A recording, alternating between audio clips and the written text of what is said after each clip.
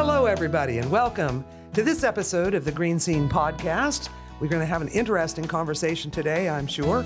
I have some special guests here. I'm hosting the show, Shelly Brown and Bret Moore, co-host today, the editor of the GreeneScene magazine. Good morning. And our guest today, I'm really honored to have them. I think you'll recognize these names. Most of you will if you've been in and around Greene County any length of time. We have with us today Mr. Scot Moore, who is the Associate Athletic Director at Jefferson-Morgan High School, and we have Mr. Bill Sims, who is the Athletic Director at West Greene High School. Welcome, guys. Good day. Yeah. Thanks for having us in. Oh, we appreciate that. Actually, it's kind of interesting, listeners. You may remember that we had a recent podcast where we had a conversation about, general conversation about school consolidation and how that might affect this area and how it could happen or not happen, what impact it would have on different areas of a student's education, academically, athletically. And I think that you guys responded to that and said you had some thoughts and wanted to share some ideas and opinions about that. Our previous guest acknowledged the fact that the passion is there. I mean, that's the most passionate issue. Oh, absolutely. And I know that's why we thought it'd be great to have you guys on, because we could answer a lot of questions that people have and misconceptions that people have about the process when it comes to classification and boundaries. And it's really a complex subject that a lot of people don't understand completely. Right now, the school districts work very well together with cooperating programs. Yeah. Okay. If everybody thinks that athletics, schools are just basically in a situation where it's all about education, it's not. What moves the needle in this county and across Pennsylvania is athletics. We have a little running gag we have running in our group of people that we kind of associate with and work with. It's about the ABCs. ABC? Athletics, band, cheerleading. Oh, okay. Those are the first three things people want to talk about. Very important. Very important. Education's E, so that's like fifth down the line for the most part. And you have to, we run a co-op program with Carmichael's in wrestling. Okay. So those kids have that opportunity to come in, all right? We have a co-op in soccer with Beth Center. Okay. We have a co-op because we just don't have enough kids to do those types of things. Right. We just don't have those kids. And we have a co-op in, I think it's boys soccer with Waynesburg. Okay. And we have track with Best Center. We've got them kind of all over the place. And I know other county schools have it. Billy has it as well. There for a while we had the one boy that wanted to try to play soccer, and we actually got into the PIAA level because no one around us, everybody, the parent of that child may want to play soccer and you might be good at soccer, but that receiving school has to want you. Mm-hmm. Just because you want to play doesn't, if they have to take half our enrollment, perhaps that school doesn't want to go up to AAA just to get one kid, knowing that they're just getting one kid, even though if he's very good. So we had to jump school districts and actually co-op with Albert Gallatin, which was what they call a non-contiguous cooperative sponsorship. So we had to, and I think like Scott said, most generally, all 5 county schools do whatever they can for all programs. We do a lot of shared services educationally. So we also try to look at cooperative sponsorships athletically to try to give kids opportunities. That sounds like good news to me. I used to get a phone call it seemed like every once in a year. I'm sure Billy got them too. We have a family within our school district at Jefferson-Morgan, but they chose to take their student, which is their right, to take them to a private school outside the district, wherever it may be, Calvary Chapel, wherever it is. And they would call and say, well, I'm a taxpayer, so we want our kid to be able to play football at your school. Well, at that time, now this has changed just a little bit in recent months. At that time, you couldn't do it. So, and I would get in an argument, a friendly argument with them. I said, ma'am, it wouldn't, I said, you're not taking your kid to our school, but I'm a taxpayer. That makes me think of homeschool kids. That plays into that. Well, too. homeschool kids can play for us. Okay. Yeah, if they're within the district. Okay. if they live within the district, they can now play here. That changed over a few years ago. But before, like if they would take them to a private school That's a and they different wanted story. to come in, Okay. you couldn't do it. And they couldn't understand. I mean, I would get screamed at about it. And I said, ma'am, I don't know what else I can tell you. That's just the rule. I said, well, I got to call a board member. I said, well, they can't change it. No one can change it. I mean, the WPL can't change it. I mean, we have to abide by the rules that are set by the state, the PIAA. I see. Yeah, right. So now that's kind of changed just over the last couple of months, I think. Yeah, a little bit of that out our way. You get embattled to sports that are a team sport versus those that might have an individual component. Like golf. Golf. We just went through that this year. Are we wanting to create a golf team, or are we wanting to co-op golf, or do we have one kid wanting to play golf? Yeah. Well, if you have an individual component, you can send 7 kids out golfing, and then at the end of the year, you're allowed to submit one as an entrant for the WPIAA championships, which is a nice feature to have. Wrestling or track, you can do that, all the same thing. But like the boy with soccer, there's no individual component for that. So if you're looking at an opportunity to play soccer, you're almost forced to go into it a cooperative sponsorship. Makes sense. One of the things that's always controversial, and you're in the process right now, is reclassification. And it's a very, it ignites a lot of passion at a lot of levels. And if you want to just maybe describe how that happens and the process that you go through. Well, I know Billy's got a problem with the process. Yeah, I know the process, and I've been here a while. And every October of the enrollment cycle, you're required to submit your numbers, grades 9, 10, and 11. You're supposed to break down your male, your female, your homeschool, your cyber school, and all that information goes out to the PIAA. But what I don't get is, all that information has already been submitted to PDE through the PIMS program. They all have that information, but yet we open it up to, for no better term, a manual input of numbers whenever nobody really goes back and, to my opinion, checks those numbers that are being submitted. Whenever I just think it's a simple 2 clicks of a button from one state agency to the PIAA, and every school district out there is finding every kid they can to put on their books for school reimbursement. Right. But yet for athletics, there is that potential opportunity to be shaving kids away so that you can be in AAA down from 4A, or you can be 1A down from AA, and you're looking to lose kids. So I just don't know why there isn't an electronic submission of the same information that we've already entered to PIMS and PDE. So the process itself lends itself to, for lack of a better word, cheating. I would never be the one to stand out and accuse anybody of anything, but it makes you scratch your head to see, like 1 year in particular, just an example of a non-cheating issue is Stowe Rocks entered the wrong numbers and was required to play AA or AAA football because they had a typographical error, but that's what they put in. It was also like interpretation of the not getting the rules right and not understanding it right, because there was a thing on there one time about, like, well, if you have a VOTEC kid, a kid who was going to the vocational school, well, those kids don't count.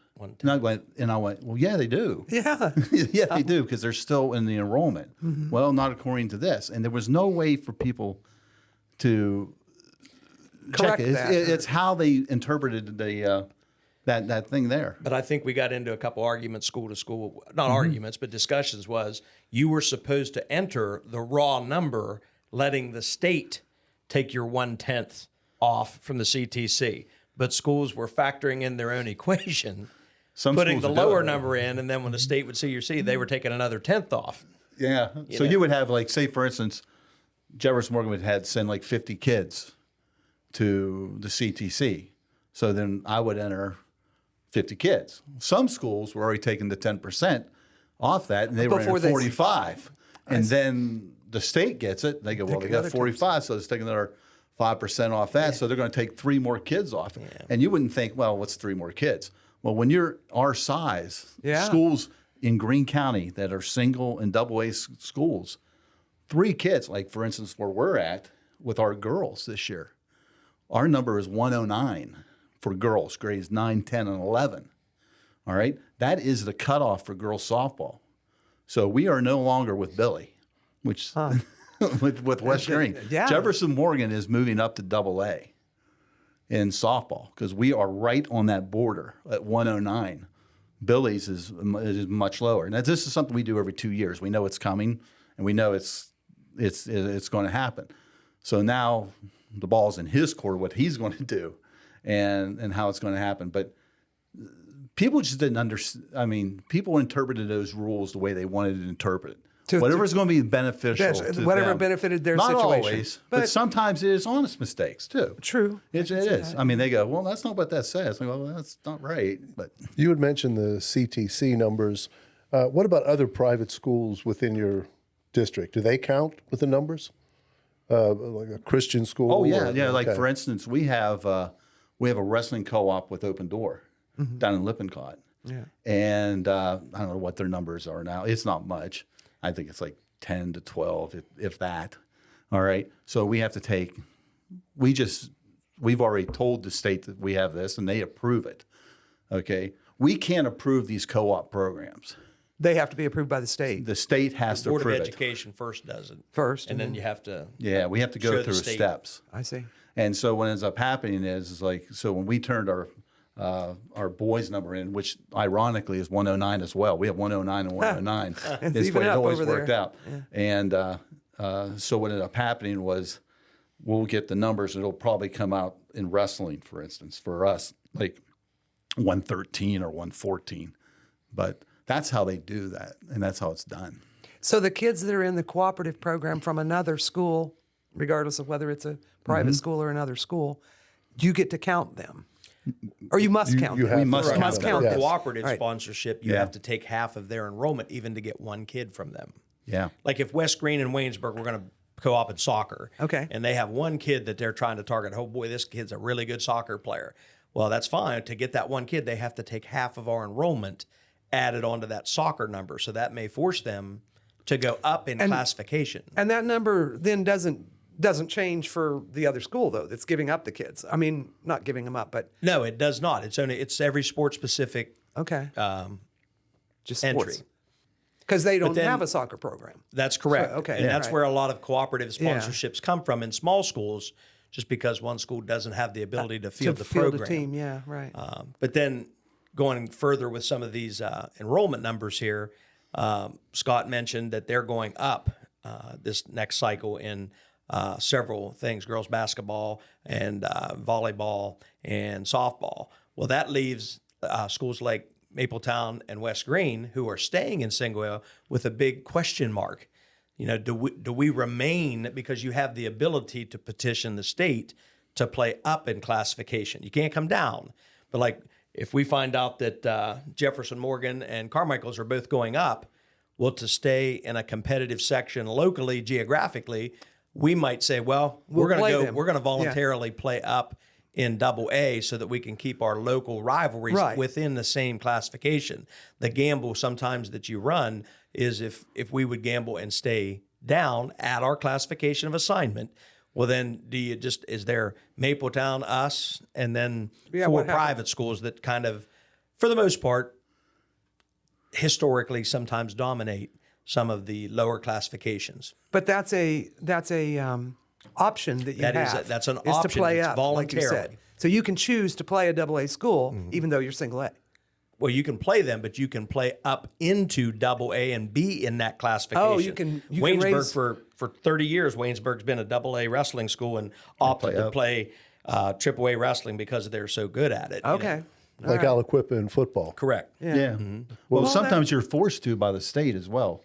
I mean, if you have a really, really good program, they have a formula now. Oh. Yeah, that pushes you up in Prestige class. points if you're a WPIAA or PIAA contender all the time, coupled with X amount, I think it's 5 or more transfers. That's what got Aliquippa in trouble was the transfers, right? It is, but they also and winning have all football those games. prestige. And winning football games, yeah. And winning every I just read an article classification. on the Trib the other day where when they won to go to the finals yet again, they're going to be solidified in 4A again. Wow. Had they lost that semifinal game, they would have probably been able to come down to AAA. Yes. So that sounds like an effort just to keep things equally competitive, though. Yeah, well, that's fair. The attempt. It sounds like it. I mean, I can see where there might be room for errors to occur there, but it sounds like it makes sense. If you've got a team that's that competitive, that good, that they would want to play. First of all, they would want to play somebody. Nobody likes to go to a football game that is 60-6. You know, I mean, it's no fun to watch. No. It's not. But I mean, I've That's seen it another both can ways. of worms. That's a another whole can of other- worms. whole other being topic. argued If you within the want to. WPI As a right now. coach who used to coach against Aliquippa and lose 60-6, I understand what you're saying. You want to try to get out of it. But what's going to happen this year? Because this is the first year that girls volleyball is going to 6 classes. This is a brand new thing. Because there's as many, the state changed it this year because you have as many softball teams now in the state, girls, as you have volleyball. And volleyball is really picked up. Really gaining it in is popularity. really going crazy now. And what's going to end up happening, like Billy and Linda, Mapletown and West Greene, they're going to be down in double, but now they got to look to see who they're going to be playing in a section. So, that's like our section, you might be going to Nazareth Prep, Bishop Canevin, be in your section. Yeah. To Play 'em the length twice. of travel. Wow. know. Instead of us, like we're up in double now. Yeah. And we can't go down. We're not Right, allowed to go can't down. go down, yeah. We can't go down. So we're in double. So we'll be playing with Best Center, which is right down the road. Bentworth, probably. It's right down the road. Cow. Yeah. I mean, they're all right there. But these guys are looking at road trips. Like when we decide Mapletown, they're going to have to maybe go to Avella, which is What to Northeastern area. hit the other single A's? Yeah. Sarah Catholic, which is in McKeesport. Yeah. Cannabin, which is up more in transportation. Carnegie. I mean, It's it's a decision they're going to have to make. You introduced Scott as the associate AD, but he also sits on the softball. He's the chairman of the WPIAA softball committee, is another accolade for him there. And I believe the last cycle, single A only had 18 teams, 3 Right. sections of 6, right? Yeah. So losing 2 of those, I know one's coming down in Cal, but there's no set thing that you might have. How many teams drive how many sections that a WPIAL comes up with too. Right. And if you get placed in the wrong one, you're going to be on bus for a while. Yeah. It depends on how many teams you have. Like right now, I'm probably projecting that we're probably going to have anywhere from 15 or 16 Class A softball teams, which means you're going to be playing. Do you go 3 7 5s or do you go? Yeah, you go 3 1 7 5s. 1 8? You go 2 8s, and that's something our committee will decide. The one I'm on. Like Billy's on the wrestling committee for the WPL. I'm on the softball committee. So we'll sit there and with a group of women and men who are on my committee, and we'll sit there and we'll try to figure this all out. And sometimes we get it right, sometimes we don't. But for the most part, we try. That's where you can choose to play a AA team if it's. Well, you have to make that decision You have before to make that decision. Right now, the enrollment numbers have been submitted, and we all received an email back from the PIAA with where our projected classification is. I see. But we have not been released is the statewide list of everybody where we can look and say, hey, there's How many? there's teams 37 AA teams Yeah. in AA. I mean, there's 37 AA teams. There's 18 single A. Oh man, I'm going to AA. Yeah. But you have to declare that before And you have that figure. before you have that know what section you're Well, going that to be. doesn't quite make sense. Well, they have to do it too. But what is it, December 1st? It's coming up here. Yeah. Yeah, December 1st. Billy and like I said, West Greene and Mapletown. This year, we don't really have to decide anything for Jefferson-Morgan. Our Board of Education and our athletic director, Bruce Ellsworth, they don't have to make a decision really on anything because there's no way we're going up in football. We're going to stay in single A football. But I mean, that brings up like someone coming down, Wash High in football. Their numbers indicate that they're coming They're down. coming down in single A. Really? And Yeah. whether they come down or stay up is up to them. And they're playing in the AA semifinals this week, right? I know. Yeah. So, I mean, there's a possibility Wash High could be in the Tri-County South next year. Yeah. You That's mentioned enjoyable. Is that because their numbers of enrollment are down? I talked to Coach Bosnick the other day about it. He says, they've lost a lot of kids to like Canamac and to Trinity through other programs. Yeah. So, you mentioned the PIAA numbers. You want to explain a little bit how the imbalance of the schools in the East, or the large schools in the East, and how Yeah. that affects us out Well, here? that's an imbalance heavy Yes. 6A. Right. I know. 6A yes. is East. Like the halfway mark of the state is probably Wilkes-Barre, Yeah. out Yeah, east. right. And we only have I think this last time we only had 9 football playing 6A teams Right. in the WPIL. Whereas single A, we're loaded, and double A. We're a single A, double A, even into triple A dominated Right. region. The eastern side of the state is heavily 5A and 6A. They've just got mega schools. And that's what a lot of people don't understand too. Like what they do is, let's just say, for instance, they have 300 schools playing football in the state of Pennsylvania. What they do is they divide that by 6, roughly, and then they just go through there and they say across the state-wise. That's why you have the imbalance of classifications. So most of those are on the eastern side of the state. Well, it's more densely populated. Yeah. I mean, it's, yeah. Yeah, you got Philadelphia, and you got Bucks County, and all those counties over there. So, and that's what and that's what that's why we are like real heavy double A Yeah. and 5A. We got a lot of 5A schools. Those are the schools that are kind of close to going up, but they don't quite make it. So, And therein lies the problem, too. It doesn't affect anybody in Greene County, but heavily in Fayette County. Some of our friends and colleagues, they've opted out of WPIL football, which is kind of a different strand here. I hope you don't mind me going No, off there. that's but, great. There's been teams that pull out because they're not going to play in that section and get beat, like you said, Shelly, 60-6 every week. They're just going to go and they'll play somebody from Ohio, somebody from Maryland, somebody West from Virginia. whatever, and they'll go play what they call an independent schedule because their kids just can't sustain playing in that section. Well, West Greene did that in the 80s, right? We pulled back and played in what they called the Mason-Dixon League. Right. Some of those schools are not even in existence anymore because of consolidation. Right. Paden City, Reevesville, Sistersville, all of them up and down the river there. Okay, we've been talking about reclassification and competitive balance, and I know that a lot of times these numbers can throw things off. You want to address the concept of competitive imbalances that seems to be pretty prevalent today? Well, there's a couple things out there in open forum already that are trying to address it. The gentleman from the athletic administrator from Fox Chapel has already petitioned the WPIL and had an article released on the Trib about a possible new formula to look at. Most of the surrounding states do a computer-generated point system, and he's thinking that might be a way to go for us, and I'm not saying it isn't. For me, though, a lot of competitive imbalance, quite frankly, derives from coaching. Like I've written a letter to the WPIL, to the PIAA, to NFHS about a mercy rule. Some sports have what they call a drop-dead feature, i.e. Wrestling, if you're up by 15 points on a guy, it's over. Mm-hmm. Softball, baseball, we get up by 15 after 3 or 10 after 5, you walk away. Whereas in football and basketball, all they do is run the clock. And you get a lot of screaming and yelling, hey, you're running it up. And so to me, I just don't know why they don't have a drop-dead feature too. And I guess I'm the only guy on the planet that sees it that way. But make it 35, make it 40, whatever. But that coach or coaches would coach differently, knowing, hey, I score another one, game's over. Mm-hmm. Right. Concession stand might have stand full of hot dogs yet, band hasn't played yet, but it's going to be over because I went up by 45. Right. They'd get second kids in the game. They'd play JV kids. They'd have kids coached up. And there's 100 things that you can do with that.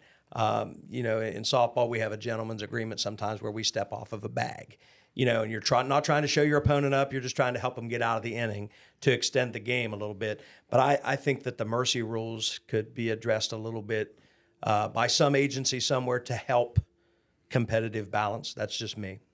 a few years, I'm going to say about 3 years ago, we actually had a committee that was headed by Nate Milsom up at Carlington, where we sat and we talked about.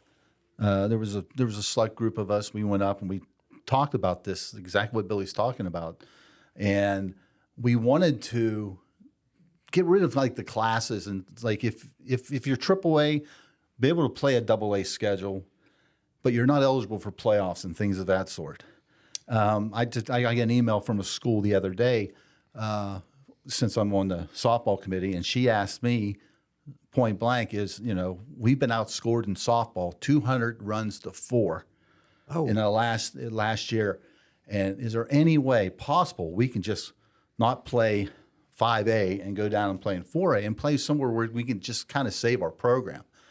And obviously that's got to come from the state. That's what I told her. I said the PIAA requires us to follow certain rules. Now, we can, as a WPL group, create our own sections and how we want to do it and go from there. Because remember years ago, Billy, I just now thought about this. Remember the year with when I coached at West Greene girls basketball, we were in one of those single A section. Yeah, it was a double combined. Single A section. I remember that. And they were. I mean, we were in there. We were the single A, I think. But you played your regular season within that doubled section, but then you still had single A playoff qualifiers and double A playoff qualifiers I remember that. Yeah. and it was, and it worked. It really did work. Yeah. But they got away from that for whatever reason. Okay, they got away from that, and then now it's just strictly what it is. And I feel for the lady, what she's going through. That's tough. Believe me, I've coached softball when you can't get an out, and you're just someone step off a base, please, so I can get out of an inning. Well, and we talked about it too at the previous little juncture, that as a result of competitive imbalance that Bret brought up, some schools within the WPI are pulling out of programs. Some of the predominantly, I don't want to point a finger, but some of the Fayette County schools opt to play an independent schedule. And I don't think they nor the WPIAL wants to see that, but whatever's the benefit for their kids, sometimes they just have to choose what's best for them at that time, as to not have to be mandated to play in this 5A section or 2A section and just get mercy ruled every game. Yeah. Albert Gallatin this year, one of those schools, they finished 10-0. Oh. They were undefeated. Now, they don't qualify for anything, but they were 10-0. And they played Maryland, West Virginia. They went everywhere to play games. Right. Well, earlier you mentioned that like when a team is outstanding, even though they're low, single A or whatever, but they're beating, and winning, that they get looked at that and judged by that and may have to play. Well, maybe the reverse should happen. You've got a double A team that is not even, not playing well against the competitive. That's the right word. Case in point, I think that's what the computer prestige and point system tries to do. If you'd look at the WVSSAC, I think it was Wheeling Central, they might be 7-3, but they were ranked number 1, where a team that was 10-0 was like the number 4 seed because they didn't go play the power teams. Right. Like when you're good and you're good, you should probably go try to boost your schedule. The odds on of like West Virginia opening up with Robert Morris or whatever it was, that might go away if you get some bang for your buck. If you're willing to go play Oklahoma versus Florida State in game 1, you're not getting penalized as much. Those are some of the things we talked about a few years ago, and it kind of died along the way, just because everyone has a different, everyone's going to do what's best for their program. Well, that's what you hope. Yeah, they're going to do what's best for their program. As long as they're able to. Yeah, and there's about 4. What we were told at our WPIL general membership meeting was there's about 4 proposals, at least 4. That are out there. Hey, what direction are we headed in? That's just one of them that we were just talking about. Yeah, there's a bunch. So as you guys work to make decisions and to understand what the state's requiring and everything, how does the parent get their or do they even choose to get their opinion out there or get their input from them? Because they've got a lot at stake too. This is their kid. 9 times out of 10, they'll let you know. But that's a good thing. I try to impress upon all of our coaches, from the high school principal down through me and into the coaches, that we have to have an open door policy. Somebody has to be able to come and complain or question or wonder why. And we just hope that they do that in the proper format. A lot of times over, some people just want to go straight to the top, and then the superintendent's asking you, hey, what about this? Or you get kind of, I hate to use the word blindsided at a board meeting about, hey, Billy, what's going on? And you don't know because they've went and talked to somebody before they come to talk to you. So we like to try to follow a proper protocol of, the kid should try to talk to the coach. If they don't get satisfaction, then the parent go to the coach. Then the parent come to me, sit down with the high school principal, and if we need to, we go up the chain, is how we try to handle it at West Greene. For me now, being retired and just in a very, very limited role at Jefferson-Morgan, I hear it from the outside in. I hear it from the other way now. Yeah. All right. Like someone may call me, or Bruce will even call me and say, "Hey, this is happening. How did you handle it? Or is there any history behind this?" Mm-hmm. As for like parents, the first thing a parent wants to do is if they're not happy, or if they're not, 100% on board of what's going on, the first thing that usually comes out of their mouth is, "Well, I'll call a board member, or I'll call this person, or I'll call that person." And a lot of things can be just handled if you just go to the coach. Just go talk to the coach first. And that's why I always encourage them. There was a chain of command we have to follow. I think that makes perfect sense. Yeah. And just listening to what's been said today, I didn't understand all of that. I mean, I'm not saying that I'm a parent that's, some parents are going to be well more versed than I am. Yeah. But still, like not recognizing that this is a decision that the state has to make. It's not something I can actually do at my level right now. But I want to hear your concerns, and we participating on these committees and whatever. This is how we make change happen. Yeah, it's like the situation with the woman who would call me about, I live in the school district. She doesn't know. She doesn't understand. That's what I'm saying. All right, Yeah. and then you try to explain it to them, and for whatever reason. Because that doesn't seem right, or that doesn't seem fair, which I respect. I do. That's I respect true. it. Right. Yeah. I respect what they're saying. Yeah. But they also got to understand that a lot of this stuff is beyond Billy's his power, or any of these people's power. Right. But even the school board. There will be others who will have their eyes open to that. Yeah. As long as the communication is there, first line coach. Yeah. That's what I always told them. I said, if you talk to the coach first. Yeah.